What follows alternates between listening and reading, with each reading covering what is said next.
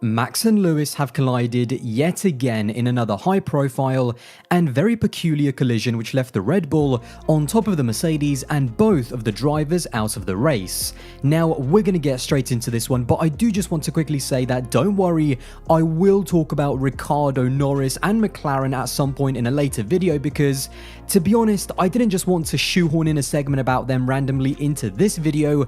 I think they deserve a lot more than that, so keep an eye out for a dedicated McLaren video coming very soon.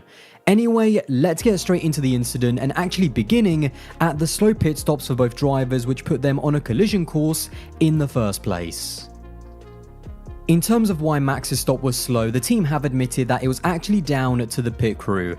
After the new rules were introduced midway through this season, the pit crews now have to physically press a button before the light goes green, whilst before it was electronically detected by the wheel gun itself. It was a simple mistake which I'm sure they'll rectify, but in the end, it cost Max over 11 seconds.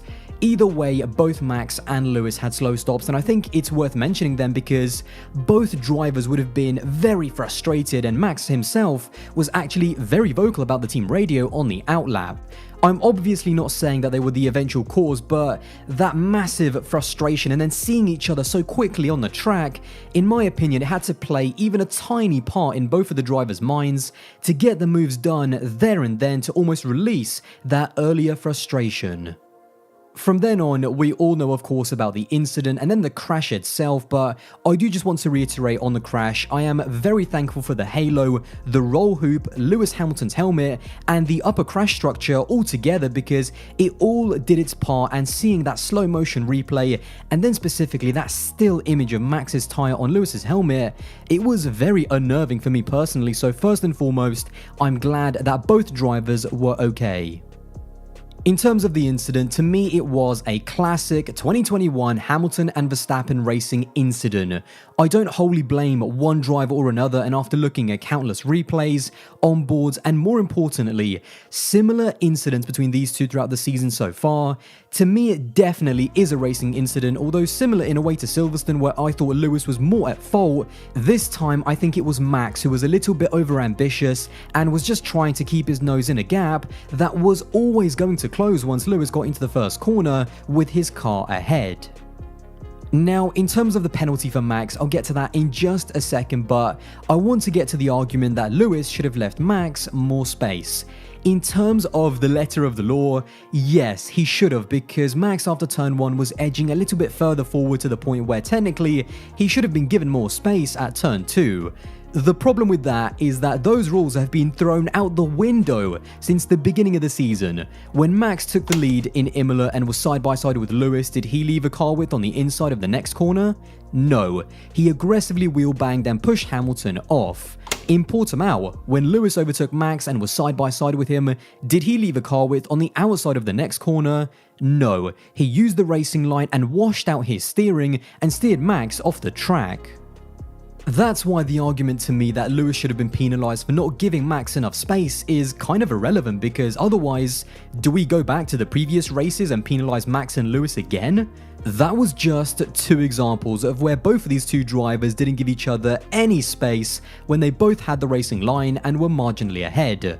Even in this very race, before we got to the main incident, we had lap 1 at turn 4 with another rinse-repeat aggressive manoeuvre. When Max at turn 4 went marginally ahead of Lewis and then both of them went side by side, did he then leave Lewis a car's width into the next corner? No. He used the inside line and might have even made a small amount of wheel-to-wheel contact, after which Lewis then decided to bail out because he knew Max wasn't going to give him any space, and then that's exactly what happened when Max washed out and suddenly took his car all the way to the white line before even getting to the apex of turn 5. You can actually compare it to the two McLarens pretty nicely who are in front and behind him. Max is not even close to the racing line, he's just specifically trying to use the entry of the corner to push Lewis as wide as possible, even if it means banging wheels with him, and then taking his car to the absolute edge of the white line. Now, all of that, by the way, is totally fine by Max because that's just hard racing and that's the precedent that has been set by both the drivers and the FIA. But you might be noticing a pattern here that's emerging between these two. In wheel-to-wheel combat, they're pushing the limits so much that it's not even about giving space when wheel-to-wheel, it's purely about getting ahead and then pushing the other one wide. So that's why if I go back to the should Lewis have given Max more space, technically yes, but why would he when this is the precedent that has been set and that's been allowed by the stewards? Taking that context into the crash then, that's why although Max does a good job of going around the outside of turn 1, by the time we're halfway between turns 1 and turn 2, we know the story and we've seen this a million times this season. It's over at this point. Lewis, especially after what happened on lap 1, is not going to give Max a nice comfortable car width into turn 2. That's why arguably Max should have bailed out much earlier to the smaller curbs on the left hand side, like Lewis did in the same scenario. Although this is arguably where the psychology of the drivers is very different however. Lewis has been playing a much more percentage game so far this season and it's arguably cost him in certain battles, and I feel like ever since Silverstone where that was the marker for him, he's been a lot more aggressive and has not given up so easily. Max has been all about getting the move done there and then, using that car advantage and using that aggressiveness to give Hamilton the choice and avoid the incident, which he's been doing when Max wheel bangs and forces Lewis to back out of the corner. So that's why this incident to me, the more I look at it, the more I think, I understand if people feel that Hamilton was unfair, but Max doesn't have a leg to stand on when it comes to giving drivers space.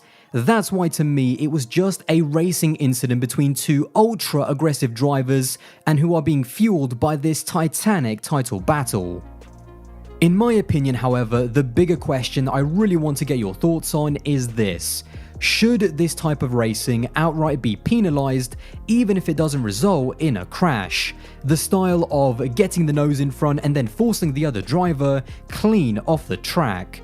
The reason I ask this is because as we know the stewards deemed Max to be making what they thought was a late move by the time no racing room needed to be given by Lewis and gave him a 3-place grid penalty for the Russian Grand Prix. Now, the grid drop I think will be irrelevant because I think Max is going to take an engine penalty anyway, but in terms of the penalty itself, although I do get their reasoning, I do think it's kind of harsh because this is the racing that we've been seeing, and as I said, although I think Max was more to blame and should have backed out, Hamilton still technically did not give him enough room. I think what's also very important to mention is the reaction to this incident because I think it proves that it isn't just clear-cut and there is no definitive right or wrong answer. Different F1 drivers and analysts with differing amounts of experience and then even different fans with no experience like me all have contrasting views, which I think just shows how complex these incidents are. The only thing that I didn't like is the insinuation by people like Johnny Herbert and even Toto Wolff that Max in any way tried to take out Lewis on purpose. There is zero evidence for this, and I also hate when this gets compared to the likes of Senna and Prost, and even the two big Schumacher incidents with Hill and Villeneuve in which you can clearly see that there is intent to do it on purpose. Having said that, of course, I do love to see different opinions and have debates, and I also like to hear from actual racing drivers, and so that is why, once again, I have brought back my good friend James Baldwin to get his thoughts from a racing driver's perspective. And this of course comes after our previous collaboration video where we talked about, guess what? Should Lewis and Max be more or less aggressive in the second half of the season? So yes, the irony, but anyway, here is how James saw the incident. Right, so Lewis Max V2, obviously Silverstone being V1, a very similar outcome to a very different incident. I think my view on the Monza one is very simple. I think Max was audacious in the move. I think if it was against another driver, it might have worked, someone less forgiving than Lewis.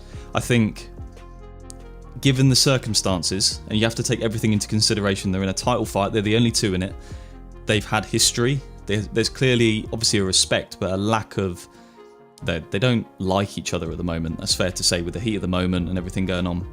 So he has to expect that Lewis isn't going to give him any quarter, because he hasn't been giving Lewis any quarter. You know, you look at Barcelona turn 1, Imola, first chicane, Silverstone at Brooklands, turn 4 at Monza on the opening lap.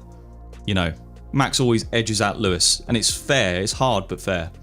So Lewis kind of did the same thing in a very different corner, just easing him out. It was his corner, he was more ahead than Max. I know you got to leave space, but, you know, they're not giving each other any space. So Max, if he's going up against Carlos Sainz, he's coming back through the field, and he's doing the same move on Sainz. Sainz doesn't give him any space. He takes the escape road. On the flip side, if Lewis is defending from Carlos Sainz, he'll give him more space. He doesn't want to risk contact.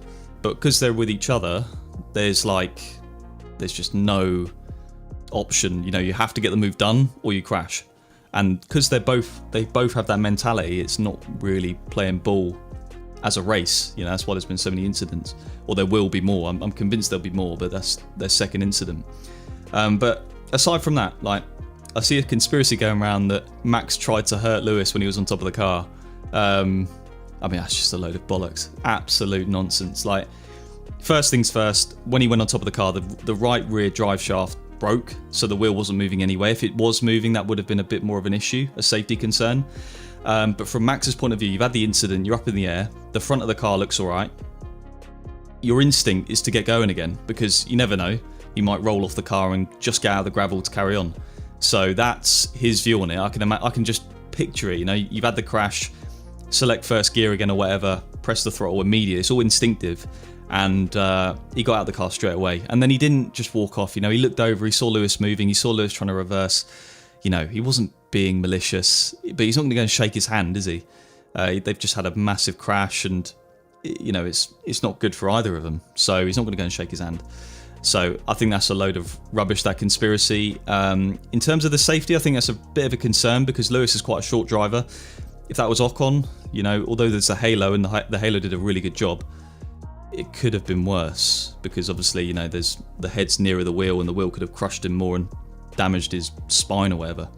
So yeah, I mean, in terms, if you look at the incident as an overall, I think Lewis is still the overall winner, because he was behind at the start of the race. They ended the race both not scoring points, so Lewis didn't lose out on points, and Max has got a grid penalty, which I think will register with him. You know, maybe he should just back out when he gets that, you know, 50-50 scenario.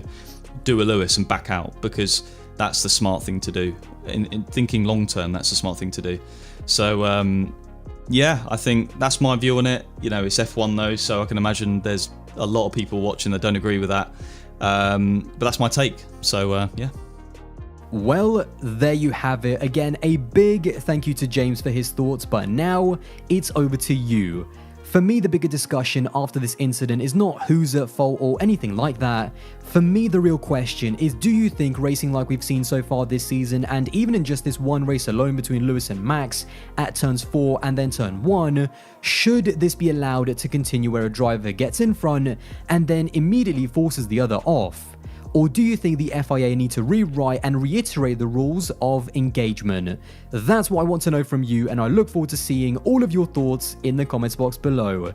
Anyway, I hope you did enjoy this video, and if you did, then don't forget to drop a like and smash that subscribe button, and also check out James's channel as well. I'll have that linked in the description box down below, and I'll see you in the next one.